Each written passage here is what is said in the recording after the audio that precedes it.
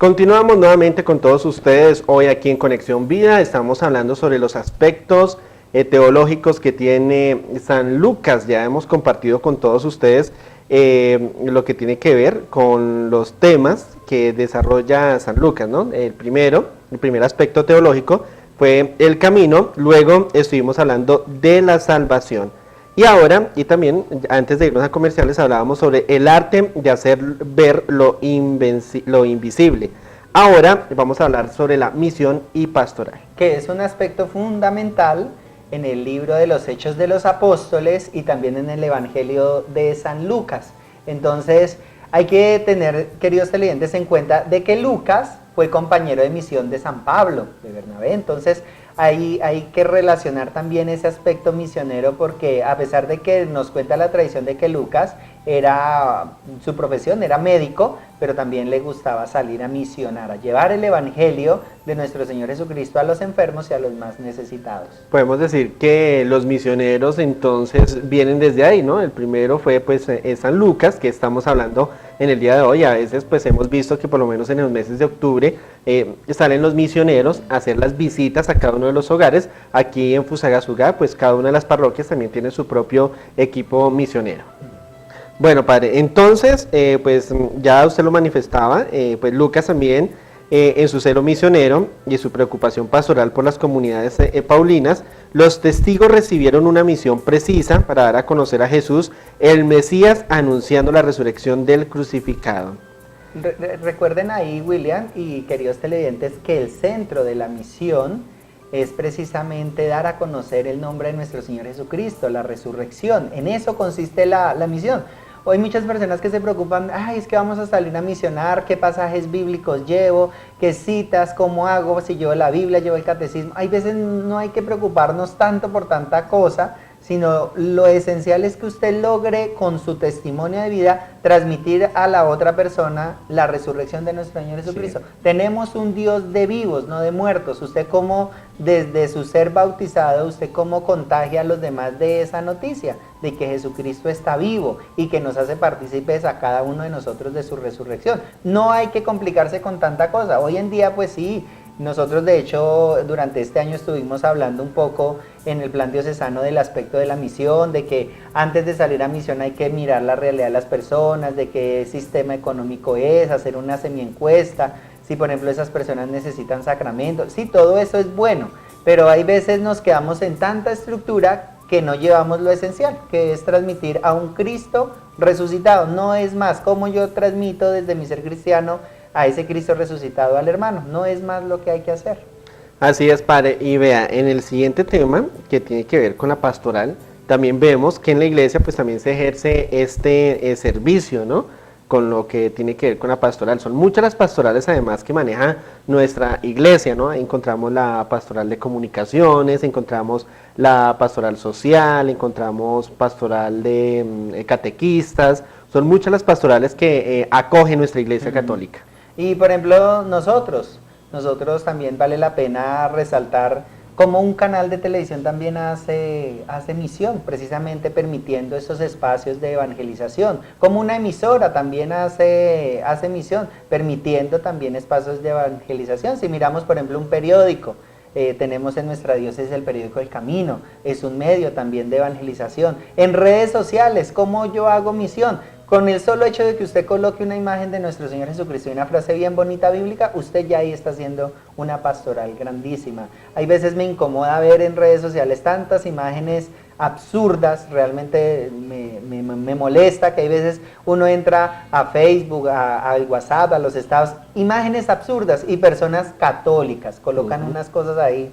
Entonces, ¿cuál es la mayor forma de evangelizar? Teniendo imágenes bonitas, colocar estados, citas bíblicas, frases que inviten a animar a los demás, no colocar cosas negativas.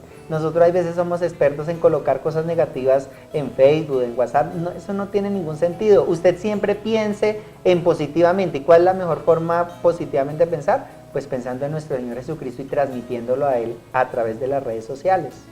Así es, padre. Pues, ¿qué tal si hablamos ahora sobre en los Hechos de los Apóstoles? Pues Lucas destaca otros elementos teológicos. Recordemos, queridos televidentes, que Lucas es el autor de ambos libros, del Evangelio de San Lucas y del libro de los Hechos de los Apóstoles. Entonces, ahora vamos a centrarnos un poco en el libro de los Hechos de los Apóstoles. Recuerden, queridos televidentes, que este libro de los Hechos de los Apóstoles es conocido como el Evangelio del Espíritu Santo, precisamente porque toda la obra está impregnada de la presencia de la tercera persona de la Santísima Trinidad. Bueno, ¿y qué tal si iniciamos, padre, de pronto que usted nos cuente pues este aspecto mirando desde Jesús a la iglesia? Es importante tener en cuenta que Lucas subraya el papel de las mediaciones indispensables.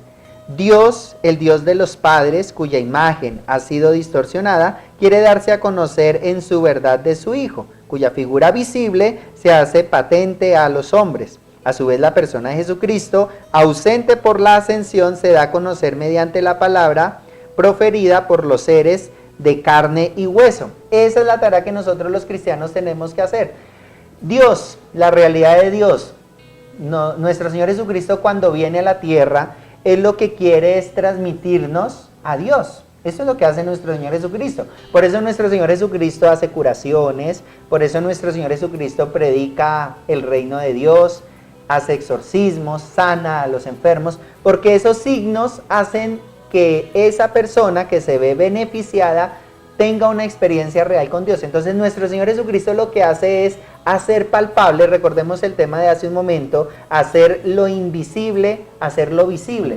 Jesucristo tiene esa misión de hacer palpable a Dios. Como nuestro Señor Jesucristo, Él siempre pensaba, ¿cómo hago yo para dar a conocer el reino de Dios? ¿Cómo hago yo para llevarle a los enfermos, a los necesitados la presencia de Dios? Por eso Él utiliza las parábolas. ¿Cómo compararé el reino de Dios? Y por eso Él echa mano precisamente de algunos elementos para que la persona tenga esa experiencia.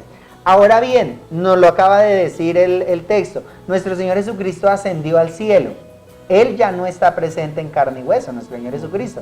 ¿Quiénes son los que están aquí en la tierra ahora? Los que decimos llamarnos cristianos, los que hemos sido bautizados, la iglesia. Por eso ahora la iglesia tiene que hacer presente a aquel que está ausente, que es Jesucristo. Ausente me refiero físicamente, ¿verdad? Nuestro Señor Jesucristo lo profesamos en el credo, al tercer día ascendió a los cielos y está sentado a la derecha de Dios Padre. Eso es lo que nosotros rezamos en el credo.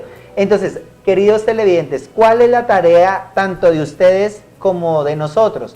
Encarnar a Jesucristo. Así como Jesucristo encarnó, hizo palpable a Dios, a los más necesitados de su época, ahora nosotros tenemos que hacer palpable la persona de Jesucristo. ¿Cómo yo hago presente a Cristo en mi trabajo? ¿Cómo yo hago presente a Cristo en mi familia? Ese es el reto que todos nosotros tenemos y ese es el desafío que ahora se nos plantea precisamente para el próximo año.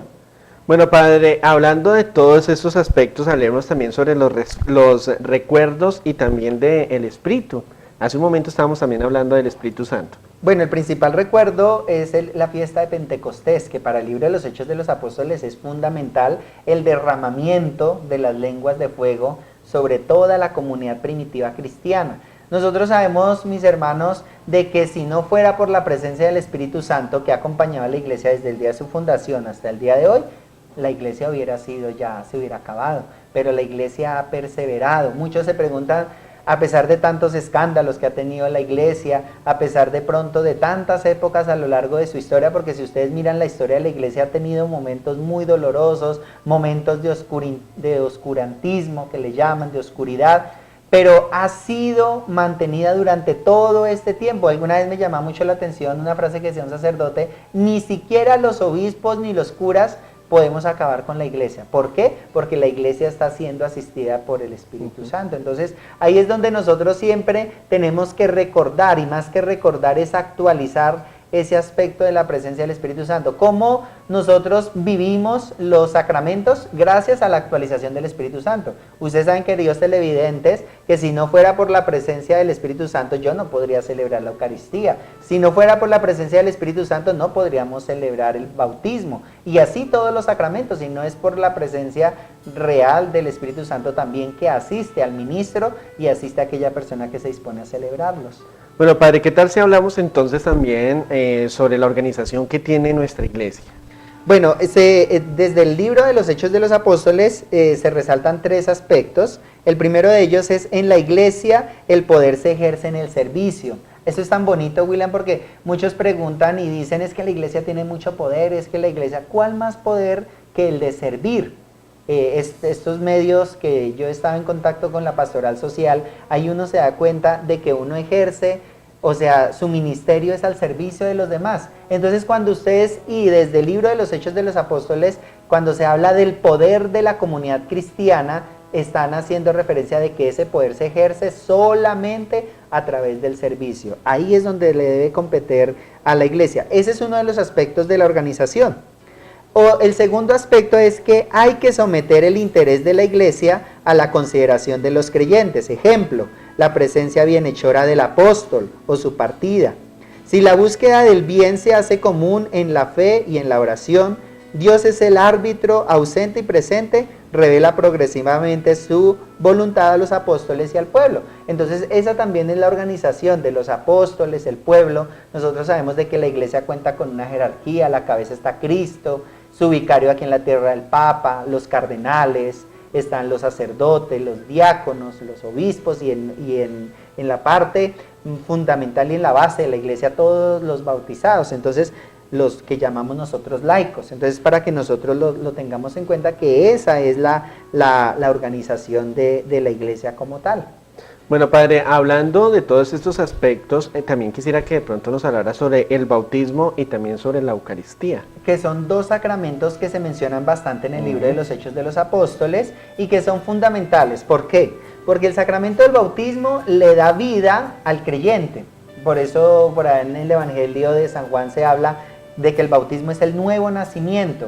Pero ese nuevo nacimiento, una criatura cuando nace necesita ser alimentada. ¿Dónde se adquiere ese alimento? Pues es en la Eucaristía, donde se adquiere ese alimento. Es para que lo tengamos en cuenta, que bautismo y Eucaristía constituyen dos sacramentos fundamentales. Bueno, padre, ya también para terminar, hablemos sobre la oración, que es fundamental, por supuesto, para todos nosotros. Tal vez todos los días cuando nos levantemos, pues ese primer momento debe ser también de oración, de agradecimiento a Dios por un nuevo día de vida. Y lo mismo al finalizar, ¿no? Qué bueno y qué importante que tengamos en cuenta la oración.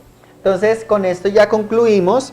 Nos dice que la oración es un aspecto fundamental del libro de los Hechos de los Apóstoles, ya que para Lucas la oración es importantísima. Jesús ora en los momentos decisivos de su vida. Jesús ora en el bautismo, Jesús oró durante su ministerio, Jesús oró antes de elegir a sus apóstoles, Jesús ora antes de la profesión de fe a Pedro, Jesús ora en la transfiguración, Jesús oró y ruega siempre a su Padre.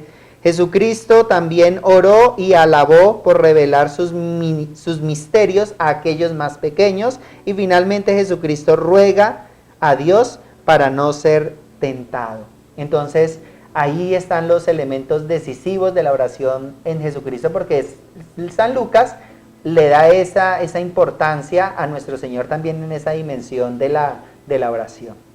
Bueno, nosotros así llegamos al final de nuestro programa Conexión Vida. La invitación para que ustedes sigan disfrutando de la programación del canal FUSA TV. Padre, muchas gracias nuevamente por estar con nosotros compartiendo estos temas para todos nuestros televidentes. A usted, William, mil gracias. Y a ustedes, queridos televidentes, también agradecerles. No sin también agradecer al canal FUSA TV, a todos los que desde el silencio hacen que este programa llegue a cada uno de sus hogares, y no olviden seguirnos a través de nuestro canal YouTube, Conexión Vida FUSA TV. Dios les bendiga.